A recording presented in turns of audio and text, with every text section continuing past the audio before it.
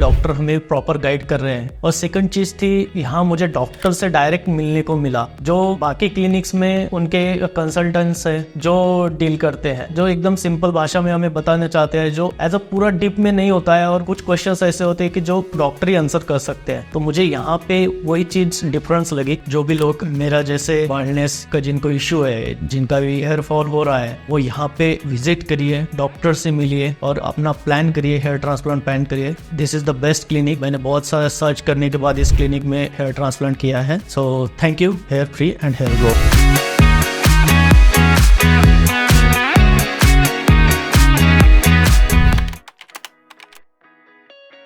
मेरा नाम शुभम तुंडे है। मैं प्रॉपर खमगांव बुल्ढाना जिला से हूँ। मैं एक इंजीनियर हूँ। मैं सेमीकंडक्टर इंडस्ट्री में काम करता हूँ। मेरा जॉब बैंगलोर में है। मुझे हेयर फ्री के बारे में इंस्टाग्राम और यूट्यूब चैनल से पता चला। मैंने किरण सर के पॉडकास्ट भी देखे, जिससे मुझे बहुत अच्छी इन्फॉर्मेशन मिली कि हेयर ट्रांसप्लांट एक बहुत अच्छा विकल्प है कि अगर आपको फिर से एक नया लुक चाहिए तो इसलिए मैंने हेयर ट्रांसप्लांट सोचा करने का। मेरे हेयर झड़ने शुरू हुए थे अराउंड 6-7 साल पहले, जब अराउंड मेरे एज 21 था। तब से मैंने उसके बाद बहुत सारे डॉक्टर को दिखाया। डॉक्टर ने मिनॉक्सिडिल प्रिस्क्राइब किया, बायोटीन और फिनास्टेराइड प्रिस्क्राइब किया। उसके बाद रिजल्ट आए, बट वो लॉन्ग लास्टिंग नहीं थे। मिनॉक्सिडिल छोड़ दिया तो रिजल्ट चले जाते थे। तो इसके लिए मैंने फिर से मिनॉक्सिडिल यूज किया, बट वो लॉन्ग टर्म में मुझे इफेक्ट नहीं दे रहा था और बाल झड़ने चालू ही रहे। उसके बाद मैंने पीआरपी सेशन भी लिए। एक नजदीकी डॉक्टर थे, उनसे डर्माटोलॉजिस्ट थे, उनसे पीआरपी सेशन लिए। अराउंड 4 to 5 पीआरपी सेशन लिए, बट उसका भी इफेक्ट मुझे नहीं गिरा जितना चाहिए था। हाँ, वो बाल होना डिले हो गया, बट बाल्डनेस फिर भी था। तो फिर मैंने अभी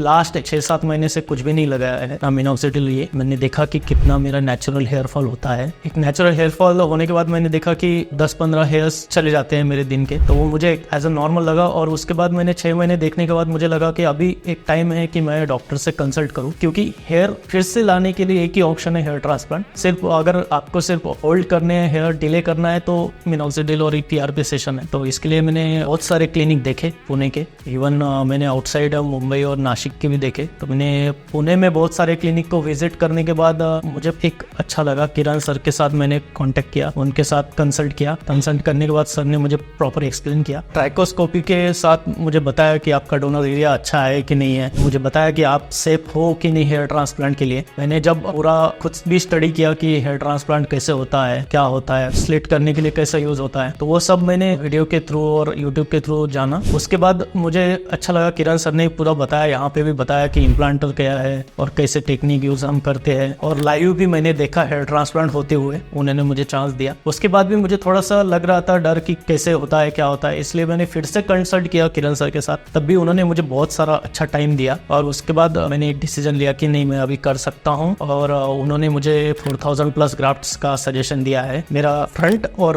क्राउन में बाल्डनेस है, तो वो कवर अप करने के लिए 4000+ ग्राफ्ट सफिशिएंट है, ऐसा सर ने बोला। सो होप सो सर्जरी अच्छी हो और मुझे अच्छे रिजल्ट मिले। एक होता है आपका एक इंस्टिंक्ट होता है, जब आप डॉक्टर से मिलते हो, उनसे बात करते हो, वो समझ में आता है कि नहीं, ये डॉक्टर हमें प्रॉपर गाइड कर रहे हैं। और सेकंड चीज थी, यहाँ मुझे डॉक्टर से डायरेक्ट मिलने को मिला, जो बाकी क्लिनिक्स में उनके कंसल्टेंट्स है जो डील करते हैं, जो एकदम सिंपल भाषा में हमें बताना चाहते हैं, जो एज अ पूरा डीप में नहीं होता है और कुछ क्वेश्चंस ऐसे होते हैं कि जो डॉक्टर ही आंसर कर सकते हैं। तो मुझे यहाँ पे वही चीज डिफरेंस लगी और इसके लिए मैंने एक क्लिनिक चूज किया। मेरा बिग FUA से हो रहा है। देखो, एक सर्जरी होती है तो इंसान थोड़ा नर्वस होता है, बट मैं थोड़ा सा एक्साइटेड भी हूँ, क्योंकि मुझे लॉन्ग टर्म में गेन मिलने वाला है, तो मुझे शॉर्ट टर्म में पेन सहना पड़ेगा थोड़ा। मिथ्स तो बहुत सारे सुने थे, बट इसको मैंने अवॉइड कर दिया, क्योंकि मिथ्स तो बहुत लोग बोलते कि ब्रेन के साथ भी कुछ हो जाता है। तो एज अ मैं पढ़ा लिखा हूँ, तो उतना तो भी मैं सर्च कर सकता हूँ। ऐसे कोई मिथ्स मेरे दिमाग में नहीं है अभी। Thank you.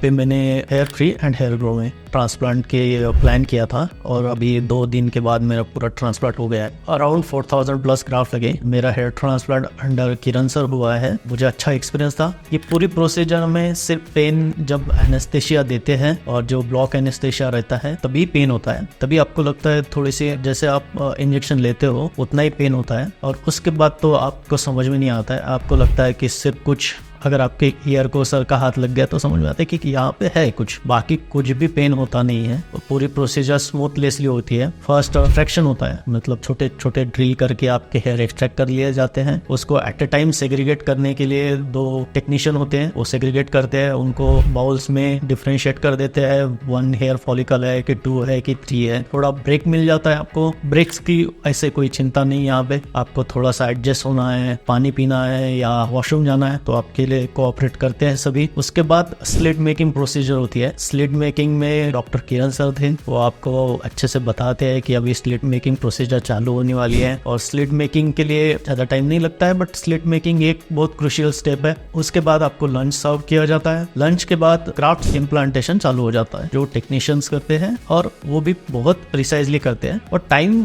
सबसे ज्यादा इम्प्लांट में ही लगता है क्योंकि वो एक बहुत क्रूशियल स्टेप है। सो मेरे अराउंड 4000 प्लस ग्राफ्ट इम्प्लांट हुए हैं और ये 2 डेज प्रोसीजर चली है। फर्स्ट डे अराउंड 3700 ग्राफ्ट लगे हैं। वो प्रोसीजर अराउंड मॉर्निंग में रूटीन फॉर्म फिलअप और हेयर मार्किंग और उसके बाद ट्रिमिंग करने के बाद प्रोसीजर स्टार्ट हुई अराउंड 10:30-11 को और वो अराउंड 7 तक चली। उसमें 3700 ग्राफ्ट इम्प्लांट हुए और नाउ सेकंड डे में अराउंड 1100 ग्राफ्ट इम्प्लांट हुए। इन आफ्टरनून एट 2 o'clock मुझे लंच प्रोवाइड किया गया। लंच बहुत अच्छा था, वेजिटेरियन मील दे प्रोवाइड। मेरा हेयर ट्रांसप्लांट पूरा डॉक्टर किरण के अंडर हुआ। सो डॉक्टर किरण बहुत दिलखुलास इंसान है जो एकदम प्रॉपरली बात करते हैं, आपकी चीजें समझ लेते हैं, आपसे पूरा डिस्कस करते हैं। जो भी लोग मेरा जैसे बाल्डनेस का जिनको इशू है, जिनका भी हेयर फॉल हो रहा है, वो यहाँ पे विजिट करिए, डॉक्टर से मिलिए और अपना प्लान करिए, हेयर ट्रांसप्लांट प्लान करिए। This is the best clinic. मैंने बहुत सारा सर्च करने के बाद इस क्लिनिक में हेयर ट्रांसप्लांट किया है। So thank you hair free and hair grow.